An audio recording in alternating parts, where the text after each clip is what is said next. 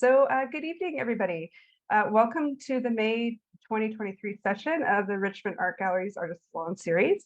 My name is Kathy Tycholis. I'm the Richmond Art Gallery's Education and Public Programs Coordinator. And on behalf of the Richmond Art Gallery Association, I would like to welcome you to this program that takes place on the ancestral territories of the Hunkaminam speaking peoples, which includes Musqueam. And I would like to welcome you from wherever you might be zooming in from. And thank you for joining us tonight.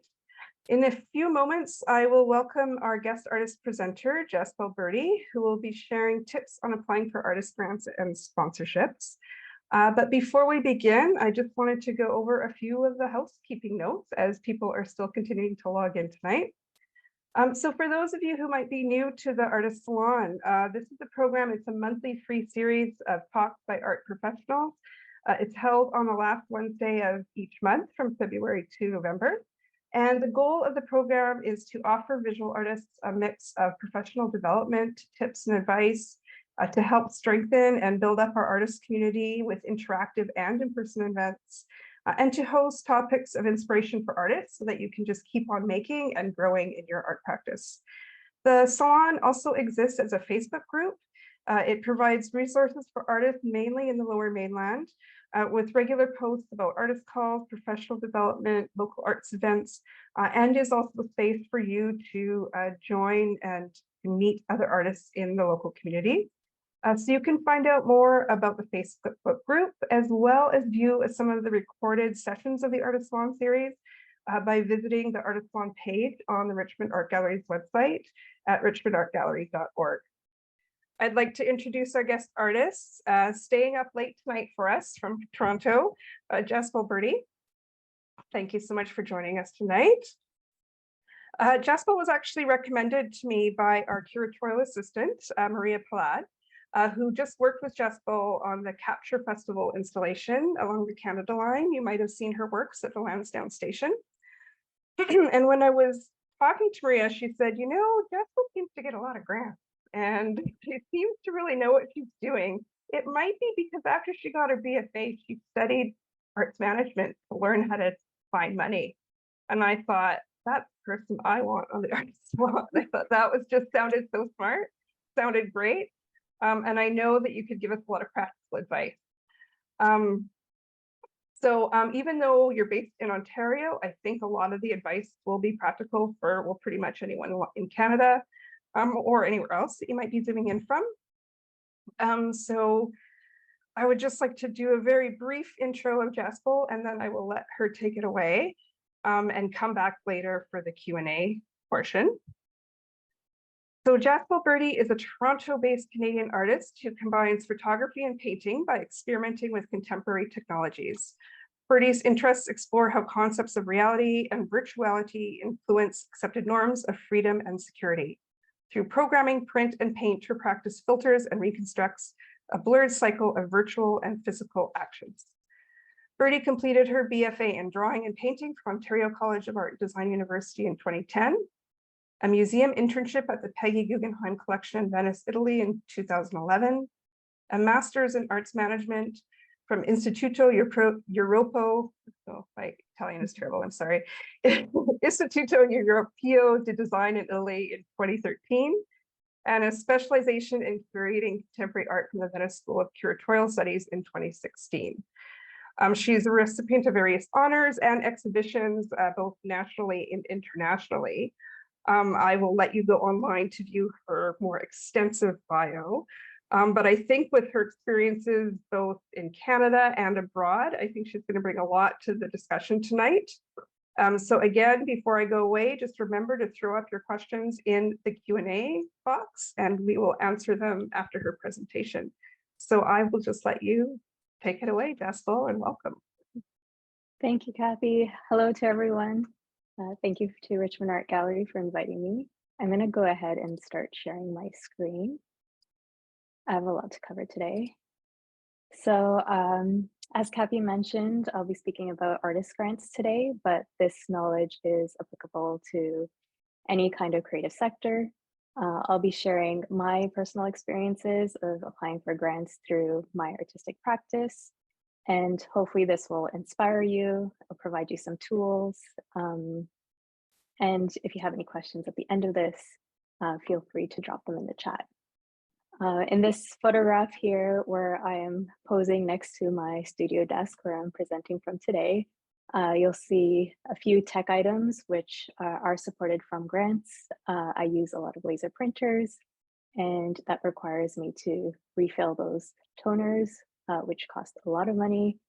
And you'll see I'm using Photoshop there, which is a software which also requires a fee.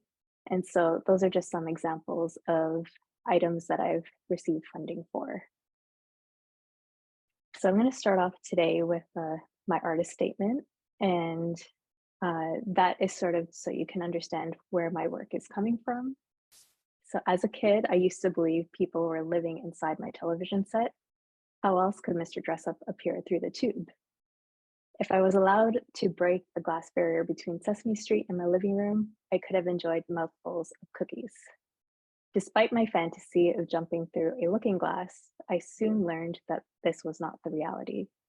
My television was old, and it began to show some glitch-like symptoms, automatically changing channels and distorting colors and figures. So blurring the boundaries between a window and screen, I utilized smartphones, laser printers, software, and paint to create lens-based works full of color and errors. I pushed the limits of print technology to the point it releases data, photographs captured from life, impressionistically. I use paint's loose chromatic and illusory qualities on thinly transferred scenes to revisit the unseen and internal. Juxtaposed layers of the real and abstract explore the nature of collective memory shaped by physical and virtual realities. Caught between security and freedom, vibrant, eroded, and restored, my works invite exchange of perspectives. So I shared that statement with you today because what I'm doing is kind of new and sometimes hard to explain. So the first part of this presentation, I'll sort of walk you through the type of work I do. This is an example of a photograph that has come out of my laser printer that I've programmed to go beyond its limitations. And so what you see is an image that has very little ink, and the laser printer is spontaneously removing information, adding information, reinterpreting the image. This is another example. And this is a scene of two people sitting at a dinner table. And this is an image of a work where I've interpreted an image that came out of my laser printer, scanned it, enlarged it, photo transferred it onto a canvas, and then intervened with oil paint on top. And this is another example. This is of waves of water.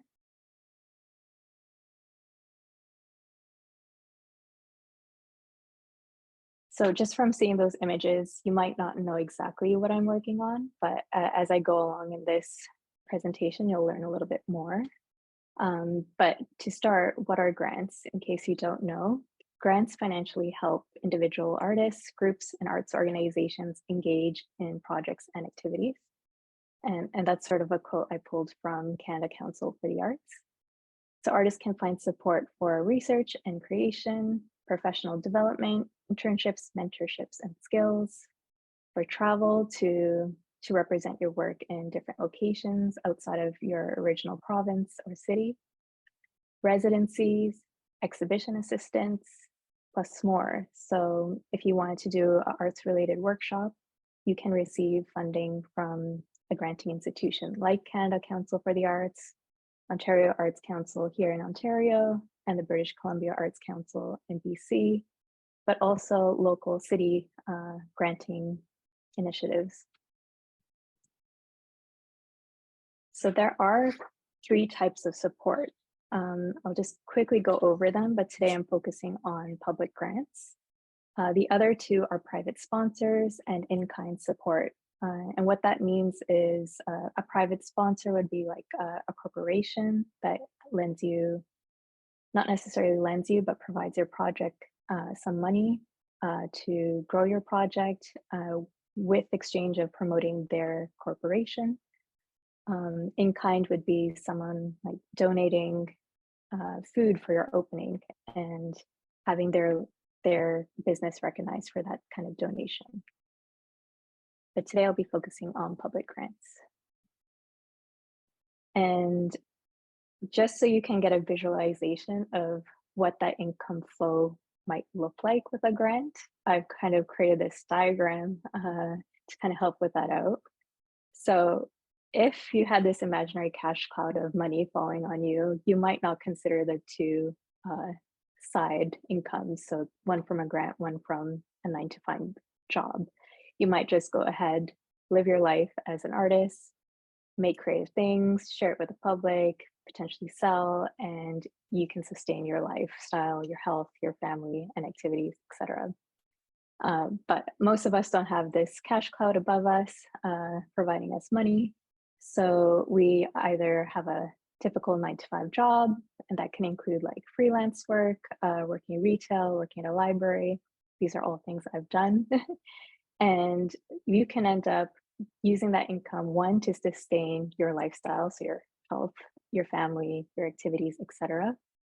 And you might use part of that income to make creative things, share it with the public. So that means like exhibiting it, which might cost money for renting out a space, or sharing it online on a website, which also does cost money for you to sustain that kind of platform. And so you might be using your personal income for that. And so today I'm sort of speaking on grants, which is a form of income that can support you to make things and support you in showing it to the public. It won't support you sustain your lifestyle, but you can then focus on creating your work and potentially making income from selling your work in the venue that you show it in, which would then help you sustain your lifestyle. So this is sort of a diagram. If you have any questions on this diagram, I can go back to it at the end of the presentation. So where do you begin? I've sort of showed that diagram to kind of explain that you might already have started off with your 9-to-5 job and you kind of really want to focus on your art. I know I myself was in that position. So the first thing you need to do is register for an account with a funding body. So for example, Canada Council for the Arts, they have a portal which you have to kind of apply yourself as an artist. You have to send in your CV, which includes your exhibition history, a portfolio of works, so they can then kind of accept you as a potential artist to apply for grants. Or if there's anything missing, it's an opportunity for you to work on getting accepted in that case. And there's also Ontario Arts Council, which you have to do the same similar process. So you definitely need to build your CV. You need to create the works to kind of get your account registered first. And so to do that, you have to have your artworks and exhibitions professionally documented. If you are a professional photographer and you can do that yourself, that's fantastic. Here in this image is an example where I did a work at a residency and a photographer had captured the work for me, and the residency provided me that image, which was fantastic because it provided me a new kind of visual aesthetic that I can potentially use going forward in documenting my work that I might have not thought of to begin with. So it's a good kind of give and take by working with other professionals. Do your research, read all the grant opportunities on the website, note the application deadlines, reach out to any grant officers if there's any questions or concerns, because there's a lot of information on those pages and it might not always be clear if you qualify. And from my experience, the grant officers are always very friendly and they do get back to you by email pretty frequently, pretty quick. So reading all these kind of different granting opportunities will spark ideas of projects that you want to realize. And so it's a good idea to start journaling your project ambitions. So as you read, you're getting the ideas, write them down. And in the last point, I mentioned registering your business with the CRA, setting up a GST, HST account. And this is optional, but it's a good idea because if you are successful getting a grant, then you will have to pay GST, HST on that income that you receive. So if you have a part-time job or a full-time job and you also get a grant, probably should set up your GST, HST account because you will need to pay taxes on that. So at the beginning of the presentation, I mentioned that my work is quite new, might be difficult to kind of articulate in words. So I decided to pursue a residency in Milan in Via Farini, who is known for documenting art. They're a great residency if anyone is looking for a residency in Milan. And specifically wanted to work on documenting my work from beginning to end so I can sort of see how to communicate the work I'm doing for grants or future projects, so people can visualize what I'm doing and understand it visually because it's quite unique. So here I have a photograph of trees. This is a photograph that's come out of my cell phone, and it's the image I've printed twice with my laser printer that I've hacked. And so here on the right-hand side, you'll see two images of the same photograph printed twice, two completely different results, because my laser printer has very little ink in it. And here is a documentation, again at the residency, where I've scanned and enlarged one of the prints and reprinted it in pieces. And this is a step that I would do before I go to photo transferring these images onto a canvas, wall, or in some cases, a thermal blanket. So here I've cut up that image that I've scanned, enlarged, and printed again, and I'm photo transferring it onto a canvas surface. And this was the final work. So this is after I've also painted with oil paints. And this is free hanging at the residency. I did have to roll it up and bring it back to Canada after that. So I've showed you that process because I did not get funded for a grant to do that residency because I was finding it so hard to communicate my kind of artistic direction through the granting bodies. And I got this feedback from a grant officer to kind of build on that visual portfolio so I can communicate what I was doing. And so here are some points of things that you can work on to work towards a grant. One is your artist statement, kind of working on that to explain the art that you do. Your artist biography, which would contain sort of like a summary of your CV. The project that you have in mind, so that includes like a description of the specific project, the goals you have for it, if you realize it, the opportunities that can come if it works, and the timeline that you have in mind to realize that project. And sometimes it will require a letter of reference for some grants, or a confirmation or invitation by, say, a residency or a venue that's confirmed you to do a solo exhibition, for example. A description of the institution or venue and the people involved. So say you're invited to do a residency, you have to kind of give them a summary of what that institution is, why you want to go to that institution. And then your budget, which you're looking to cover with the funds you receive from the grant, your artist CV, and your portfolio of images related to the application. So here is an image of a project I realized at the Robert McLaughlin Gallery in Oshawa, Ontario. And this was a project where I wanted to photo transfer on a wall and project a interactive whiteboard for visitors to interact and draw over my artwork.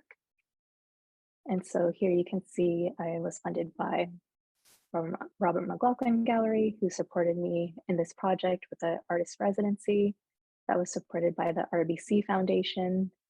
And I also received an Ontario Arts Council project grant during this period as well. So this was a project, and if you recall from earlier images, I did a work on the wall at my residency in Milan where I documented that kind of idea for the first time, which I had shared with this project proposal with the RMG. And so they could visualize clearly what I kind of wanted to achieve with this project. And I think it did lead to the success of one, getting the residency, and two, realizing this project in the gallery space.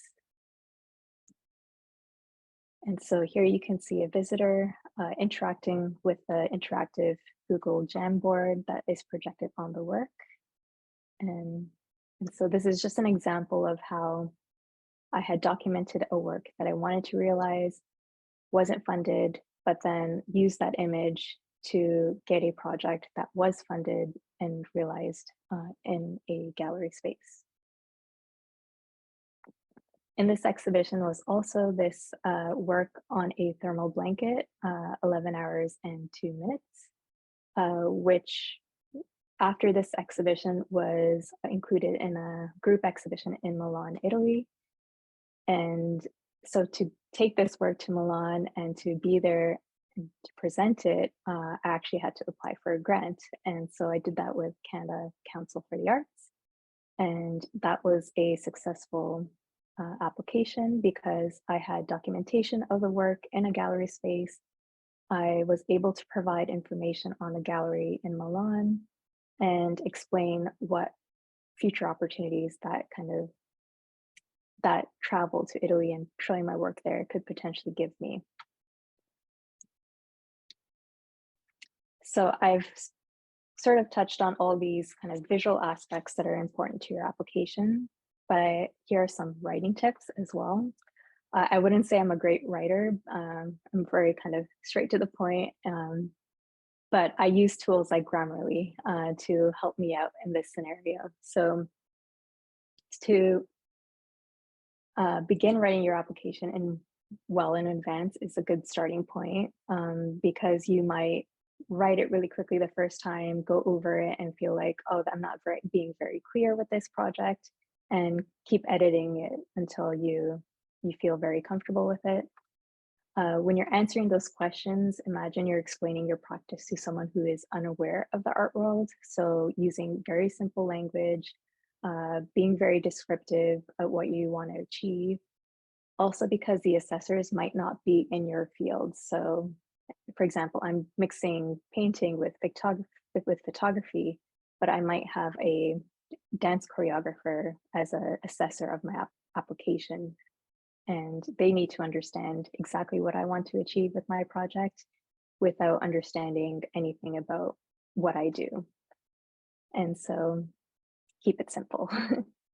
And when you're writing your applications, express your enthusiasm. So try to keep your voice within the application. You should be excited to kind of realize this project. So try to communicate that the best you can.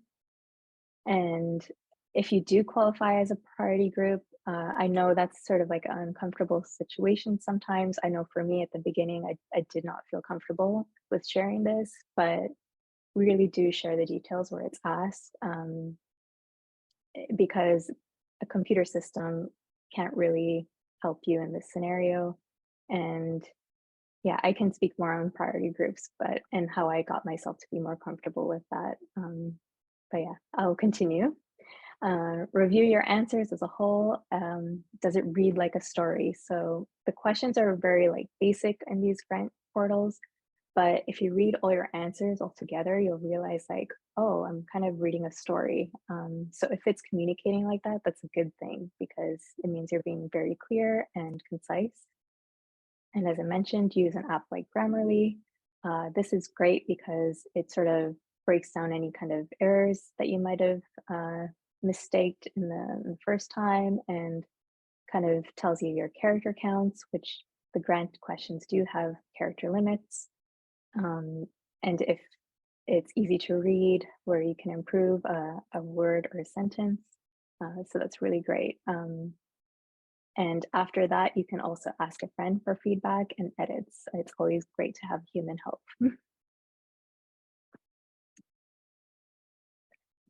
So some good habits to build while you're planning to get a grant, and also future, like you need to build your report for the future.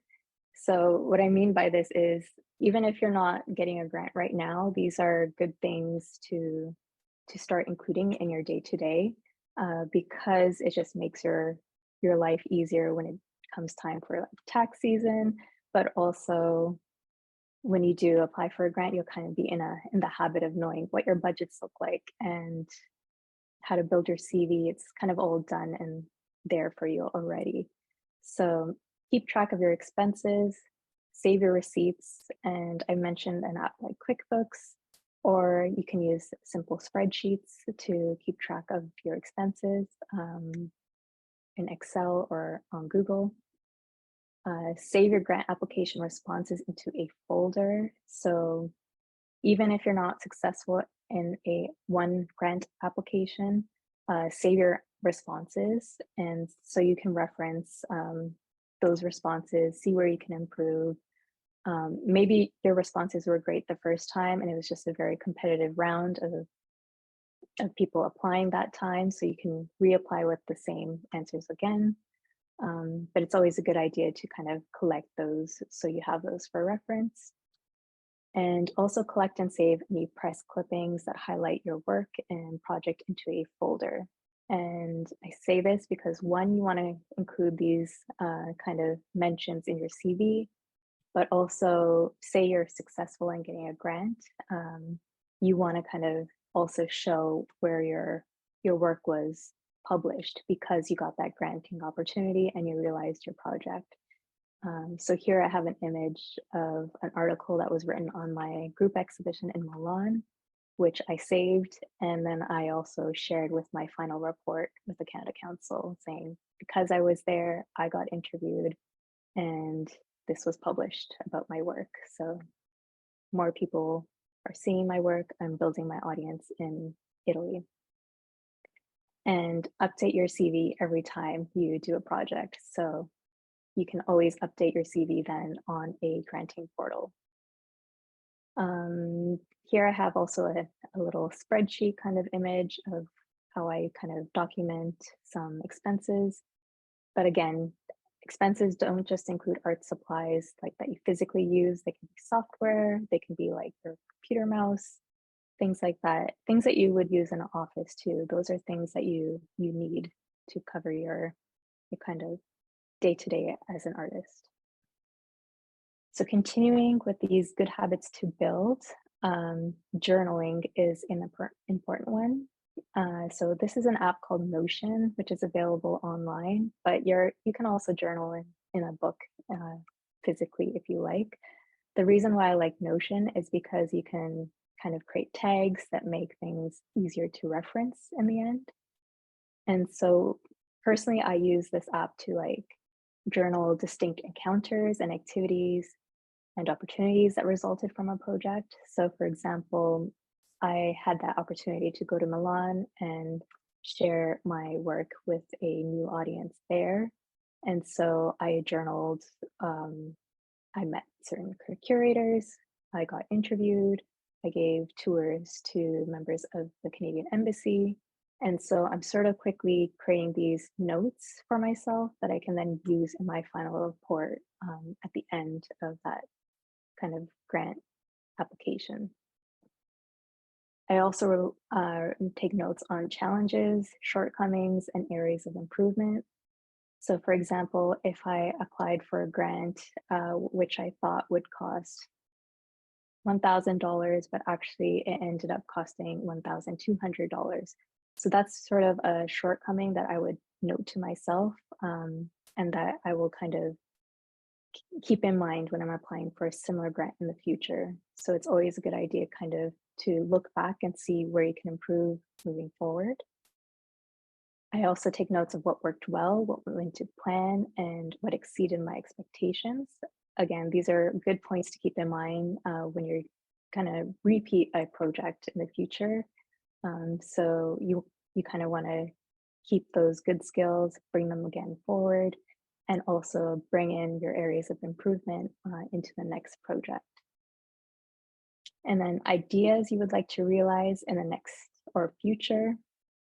So this means like if you just completed a project, a show in a gallery space, and all of a sudden you have an idea for what's coming next, but you already have something else lined up, take a note of that. So you can now start working on a grant application for that future project, but focus on what you're working on really in the immediate future. And then also know opportunities you would like to work towards. So like think big, like what do you want to achieve in 5 years, in 10 years? And so if you write it down, your mind will sort of start working towards that idea. And you might not even realize it, but you might achieve that in 3 years or 7 years. So this is another example of a exhibition that I worked on just in 2022. It started off as a artist residency at the Women's Art Association here in Toronto. And this is in downtown Toronto in the Yorkville area. And so first, to get the residency, I had to submit an application with my project idea, share my images, explain what I do, and then do an interview to get that residency opportunity. And through success, I was offered that position, which included a free studio space for a whole year in downtown Toronto, after which I did a solo exhibition in their space. So in this case, I'm sort of receiving an in-kind opportunity where they're offering me a free studio space, but they're also giving me a small budget for materials. I also secured funding from the Ontario Arts Council for realizing the exhibition. So they supported me with paying off my frames, paying for the printing of the poster, and yeah, it was a very small grant, but it covered some key expenses. I also used a project grant that I got from the Ontario Arts Council to realize some of the works in this show. I also received funding from the City of Brampton through a application to help me furnish my studio that I had for the year because it was a blank slate. And then the last sponsor I had was Pusateri, who actually in kind donated all the food and refreshments for the opening. So this is just a walkthrough of the exhibition. So you can see sort of like with all that funding in mind, this is what I was able to realize in the end. These are some works on thermal blankets up front above the fireplace. And then there's a few works on canvas. So in this show, it's titled Eyes Looking Without Seeing. I was sort of exploring this idea of how one visual memory can instigate another. And so specifically here, I'm going to give you a few examples related to the Ontario Arts Council project grant I received to visit Ottawa, take photographs there, and sort of apply my process to these photographs. So here's a photograph I took of Parliament. I submitted it to print with my laser printer that I've hacked, and it ended up sort of eliminating a lot of the architecture. It kind of ghosted the figures below, and yeah, this is a photo transfer on canvas. So the original photograph was 8.5 by 11, and I ended up scanning it, enlarging it, and doing this photo transfer technique on canvas. And so while I was in Ottawa, where this photograph was captured, I'm sort of kind of walking you through the exhibition right now. And here you see sort of a privacy wall on the right, but that was inspired by a painting I saw at the National Gallery in Ottawa, and that was a bed of, this is called the bed of Matisse's nude on a yellow sofa. So this is a oil painting that's in the National Gallery, where there's a nude figure on a yellow sofa. And while I was there, I was kind of fixated on this work, which I did not particularly like, but I love Matisse. But I had photographed it because I was allowed. There was no sign stopping me to do that. And I ended up printing it with the laser printer that I've hacked. And what happened was it eliminated the figure completely. And it sort of revealed this privacy wall in the backdrop, which contains like a floral textile of Matisse's family. They used to create these kind of textiles.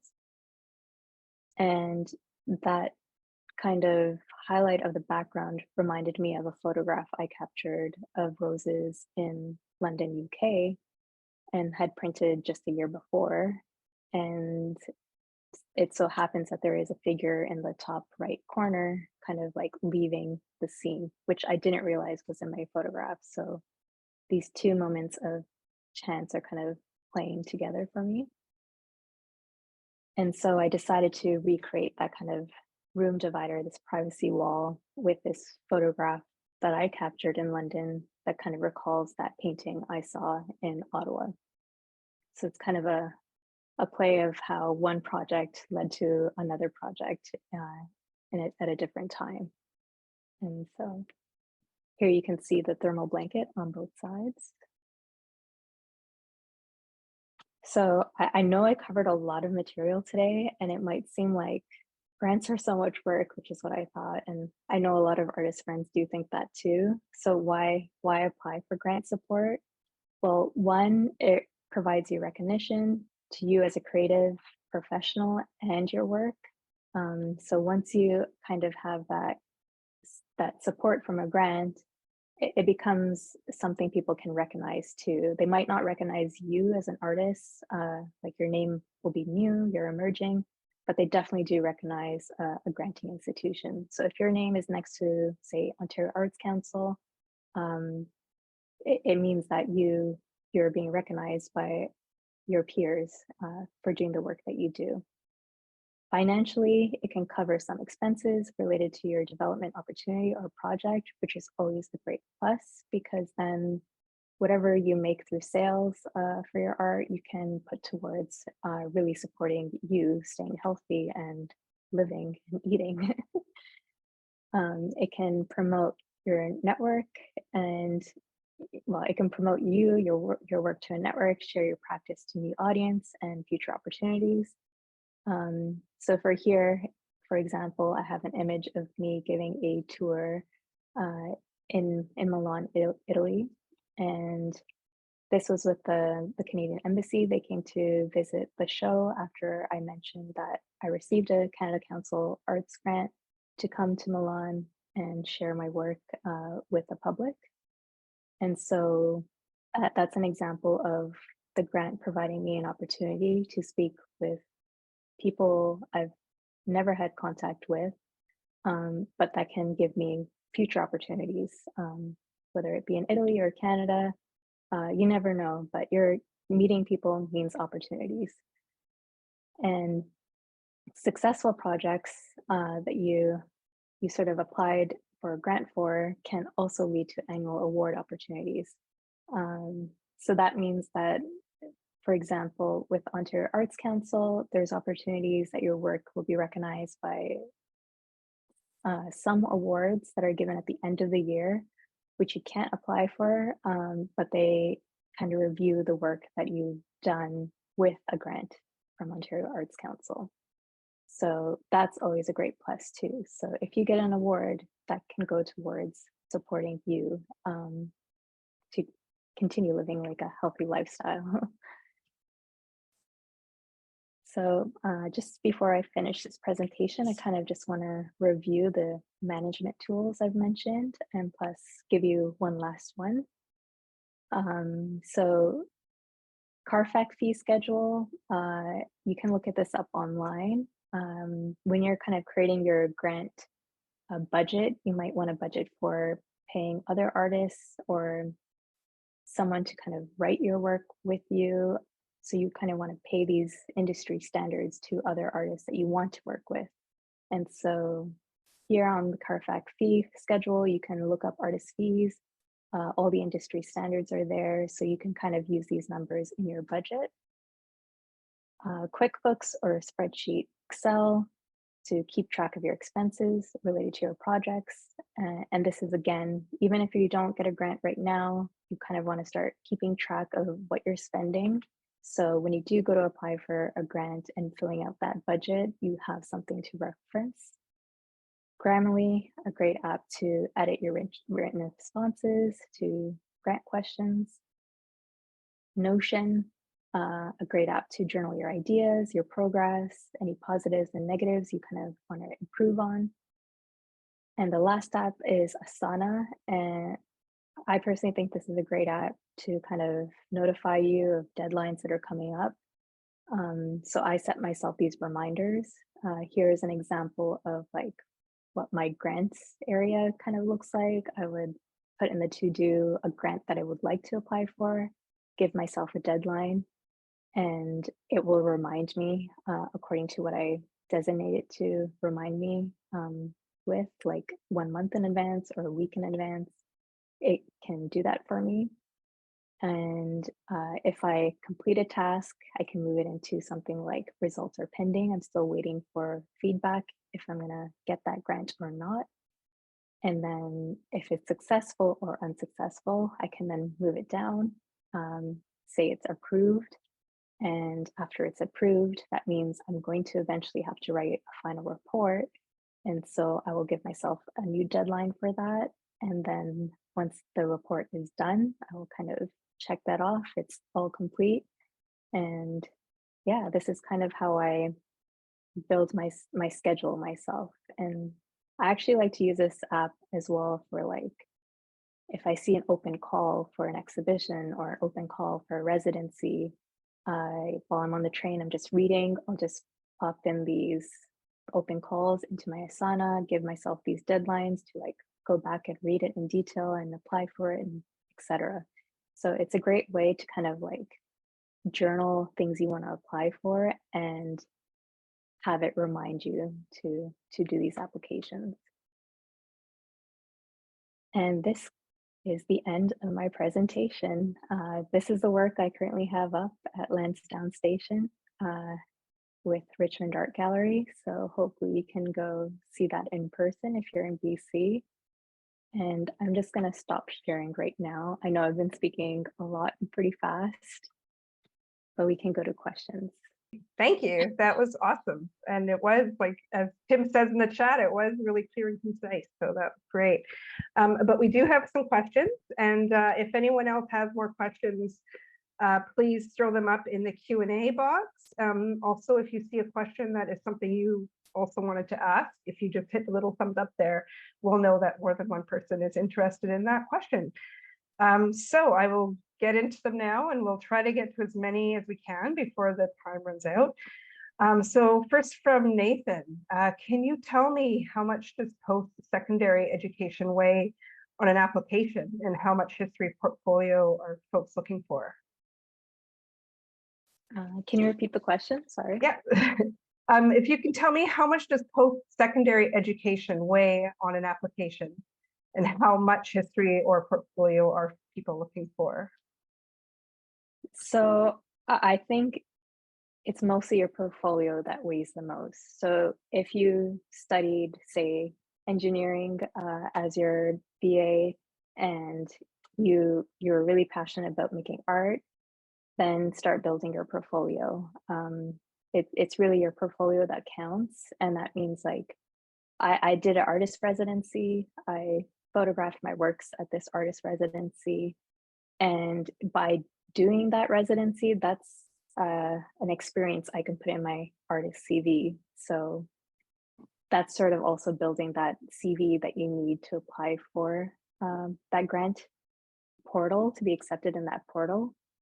And going to that residency example, for example, in Milan with that artist residency, this is just one example, but they had multiple exhibition opportunities. So if I did not study art, but they accepted me to be part of this residency, they documented my work that I produced there. They exhibited my work that I produced there. So I'm building that kind of group exhibition history. And because people are seeing my work in that public space, I'm also invited to other group exhibitions. So I'm automatically building my CV that I need to get these grants. So that would be the best way to go. Great, thank you. Question from Susan. What are your thoughts on using AI to assist in writing an application? So AI, I'd like to say, is like my friend. It's my studio mate. In the sense that like I'm really working with it to create the work that I do. Like I'm in competition with it. I'm kind of playing with it and things like that. I will say though, like I've used ChatGPT just to see like how it is.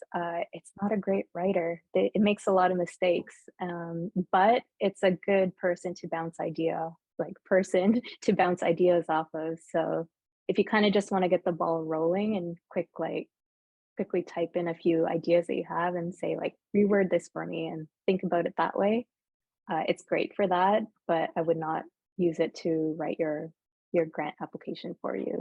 It's not there yet. You can tell that it's ChatGPT is what I can say. Right, and in connection to that, Patricia's asking have you worked with a grant writer to write grants? That's a great point. You can hire a grant writer. There's a few that I know that are out there with like the Akin Collective here in Toronto. They have studios. And I know if you're a member of that, you can get discounted rates with a grant writer. I personally have not worked with one. I've just kind of tried it myself because I like that kind of achievement of applying for things and achieving that. And I also write a lot of emails to grant officers to clarify certain questions. So anytime I have a question, like I'll just write an email to a grant officer and they usually get back to you. And so that helps a lot. Great. Question from Sally. You did mention this earlier. If you could elaborate on qualifying for a priority group? So it really depends on where you're based. So I'm pretty sure British Columbia Arts Council is very similar to Ontario Arts Council. And for Ontario Arts Council, priority group would be anyone living outside of Toronto, which has their own Arts Council. So similar, Vancouver probably has their own Arts Council. And if you live outside of central Vancouver, you would be a priority group. So that's what I mean. Like, it's very important to mention that you fall under that category if you live outside of the city center, because there isn't funding for you if you live outside of that city.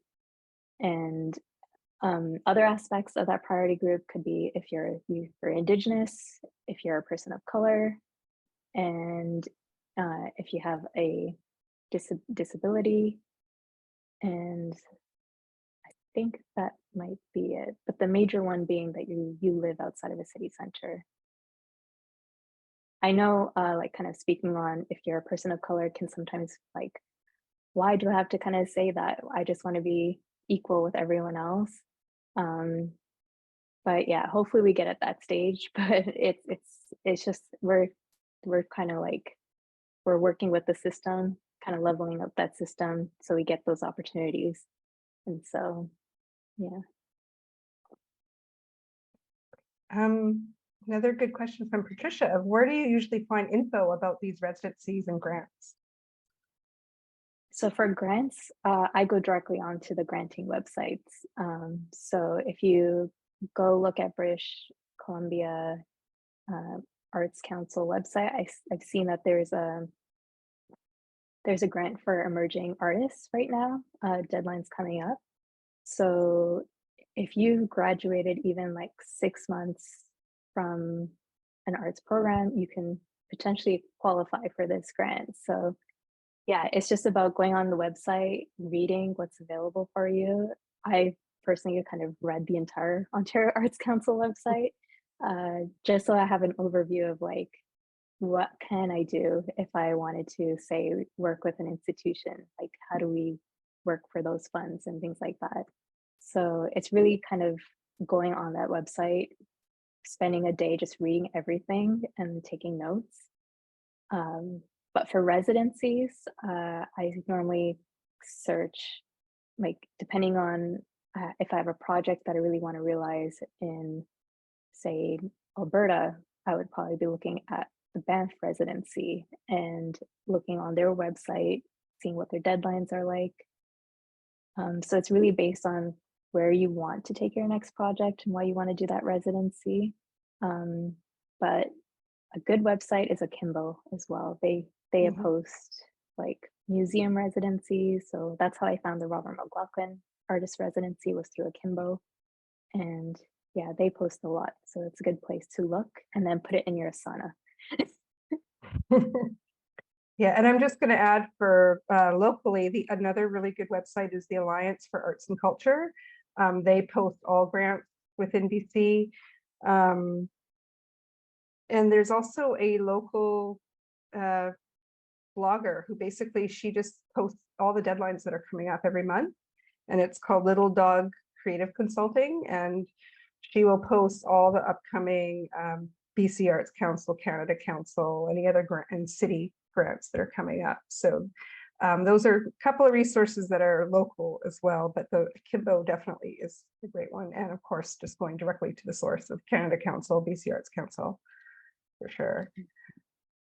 Okay. I'll just add, I like to go to the source because it kind of, it lets you future plan rather than like seeing like a deadline's coming up. I need to think really quick. If you know a deadline's like at the end of the year, you have time to think about it and plan towards it. So Great. And again, I'm just going to encourage people to use the Q&A and also upvote questions, because then that helps me know which ones are like the more common questions, and it's a bit harder for me to keep my eye on both that and the chat. So going through some that have been upvoted, Samana asks the questions similar to Nathan. Do you have to have a degree to apply for grants or register with the funding body? the answer is no. You just need to like show proof that you're invested in your practice. So you're actively seeking out exhibition opportunities, showing the work that you do create, and getting that documented. And so you can apply with that kind of portfolio with the granting institution. Great. And another question from Samana, are you required to show exactly where the grant funds have been used and spent? I would say yes. Yes, so it really depends on the rules of whichever council you're applying for. For example, when I received the funding from the city of Brampton, I had to be very specific where those funds were spent and show them my receipts. So that's why it's very important to like keep track of receipts. And with I think it's Ontario Arts Council and Canada Council on certain grants, they don't ask for specifics. But when it comes to tax filing time, if you did not spend that money for the project that you said you would, it would show. Basically, you would have to pay a lot more because you did not spend that money on your project. Related to money, another question from Camille. What are the common amounts for grants that you come across? Is there a ballpark for what we should have in our budgeting? I would say the easiest first grant you can apply for would be like an exhibition assistance grant. And I say that because that was the very first grant I ever received. And I think that's because it's a clear indication that you already have the work, you already have a venue confirmed. And so it just kind of, and you can get a recommender to give you a reference for that kind of grant. So there's more likelihood that you'll get it. And here in Ontario, the minimum that you can receive is 500 if you're successful, but that number can go up depending on how big your project is. And so that I would say that's a good place to start, is an exhibition assistant grant. And then we have a few questions about your artwork. We've had Nadu and Stella both asking just a few more details. I mean, you did explain a bit of the process of your work, but they were asking more details. How do you transfer the prints onto canvas, and what is a space and thermal blanket? So I don't know if you could just give us a little bit more information on your practice. Yeah, so I think the first question was, how do I photo transfer onto a surface? So you can actually Google this and see a few YouTubes if you want. But basically it's, say if I have a photograph, I'm gonna paint over it with a gel medium and stick that photograph face down on a surface, allow it to dry, and then with water, remove all the paper. And so what's left is the toner of that image is absorbed in that gel medium or ground, whatever paint you used. And so that's a photo transfer. The second part of the question was, what is a thermal blanket? What's a space blanket? So if you've ever seen the end of a marathon, you'll see like these runners with these very shiny blankets retaining their heat after a long race. Or if you're looking at space objects in outer space, they use these very reflective blankets to keep the space objects cool. Another example would be these photographs that you see of refugees kind of fleeing borders, land borders and sea borders. They often have these blankets over themselves. And so it's a very lightweight material that controls temperature. It's pretty resistant. The only thing that can hurt it is if you like cut it and it will split. But other than that, it's very lightweight, resistant material. Great. Thanks. Well, appreciate the explanation. I think that answered it, because there was a few questions in there, but I think if you had more questions about her artwork, just throw those up in the Q&A. Questions now about time. So Nathan was asking, I often work from home alone. Can you tell me, do you ever find yourself overwhelmed? And do you feel finishing projects goes down to breaking it down to smaller steps when taking on complex projects, or is there more to it? Yeah, I also work on my own, so I can relate to that. Yeah, I find breaking up my projects in tasks does help. So it's sort of like, that's why I use Asana. Like, it's creating these deadlines for me that I automatically have to do. And it's almost like having someone above me kind of watching over, but there's nobody there. But the person there might be like an exhibition. I do have a project coming up, so I do need to report to them. But yeah, my advice is like, you do have that big picture at the end, but try not to be overwhelmed by it and just kind of focus on your day to day, because those pieces do build into the big project at the end. Yeah, and a related theme from Elena, just how to value your time. So she says, I know that for grants, it's important to write your salary if you are a full-time artist. So how do you, I mean, my question is twofold. Like, how do you divide your time between the grant process and the making process? And then just how do you write that time into the grants as well?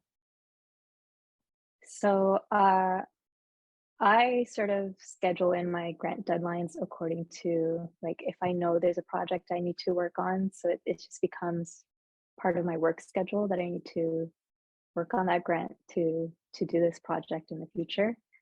And so yeah, for me it's a lot of planning. You do have to plan it for yourself according to when you need things done by.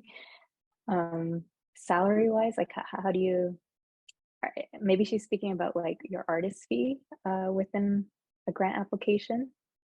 And so I would be considerate of like the amount of the grant that you're asking for, and if the grant itself does allow for paying yourself an artist fee, because not all grants do.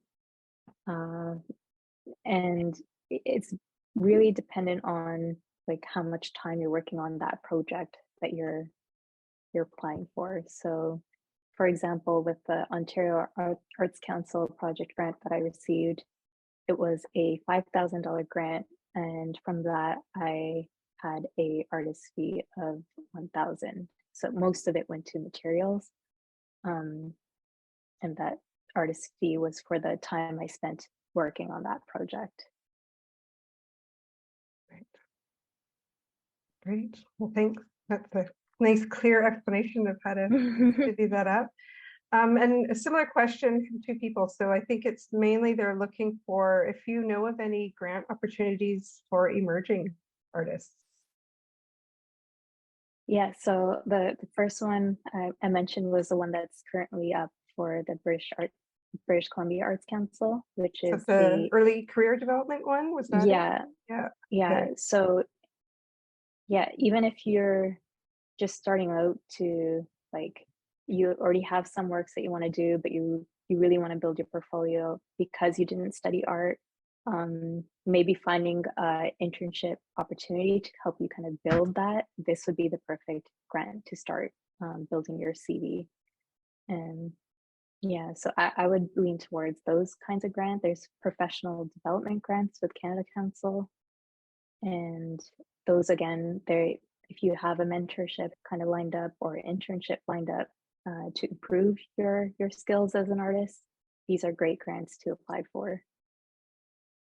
And I will say, I just know for the BC Arts Council, the early career development one is coming up at the end of June is the deadline.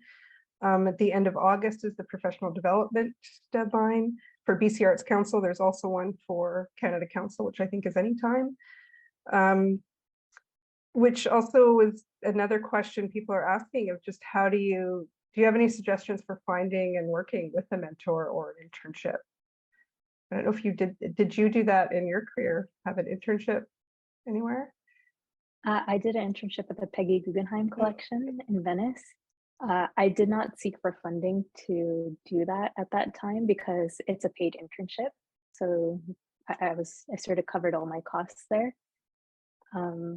But for like having mentorship, I've sort of received that through residencies that I've applied for. So for example, the Robert McLaughlin artist residency, that was also a mentorship. And so that was a scenario where I could apply for additional funding to continue that kind of, to attend those meetings, to support those meetings. It was happening during the pandemic, so a lot of it was almost virtual. And yeah, so really applying for those kind of residency opportunities are forms of mentorship too sometimes. Akimbo, I use Akimbo a lot. It normally kind of posts these opportunities all across Canada. Or if there's someone that you specifically want to work with, right, try writing them an email.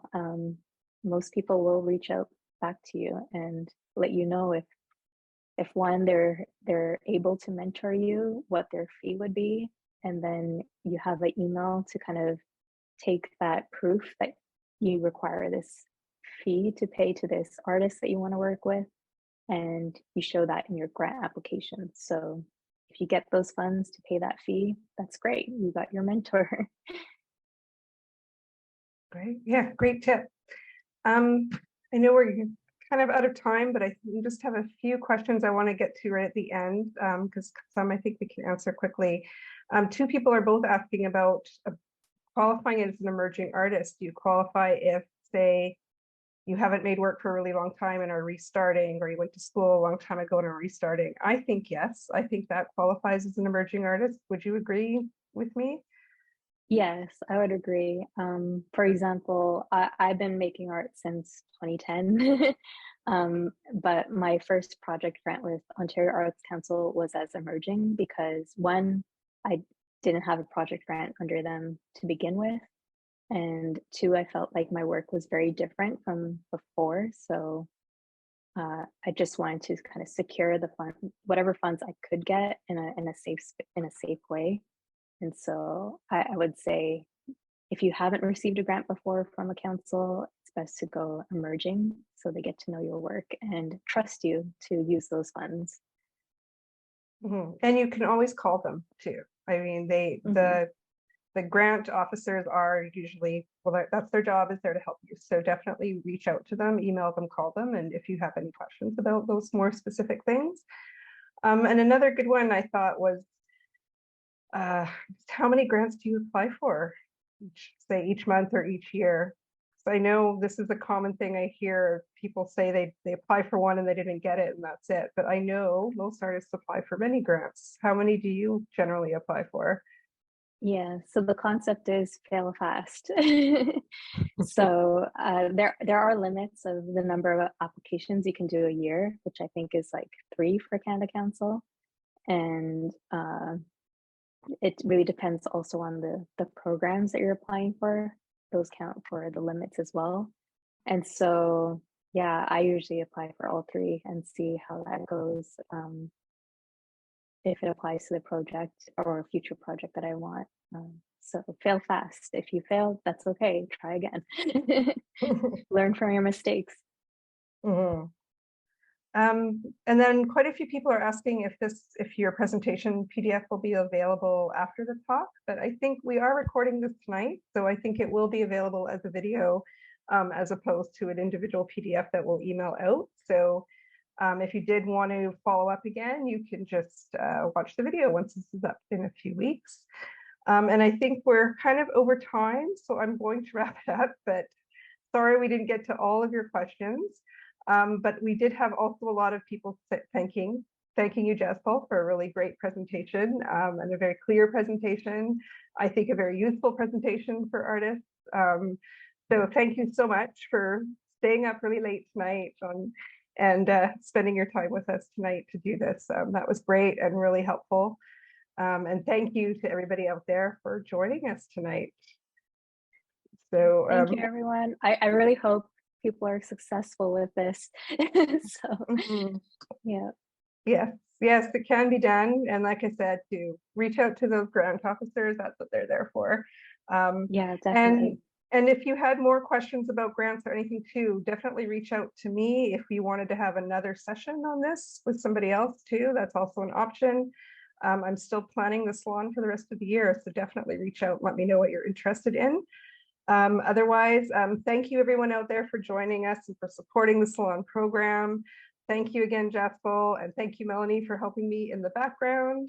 And hopefully I will see you again next month. Well, we'll be talking about traveling exhibitions and how you can travel your work across the country. So thanks, everybody, and hopefully we'll see you next month. Take care. Bye. Bye. Thank you, everyone.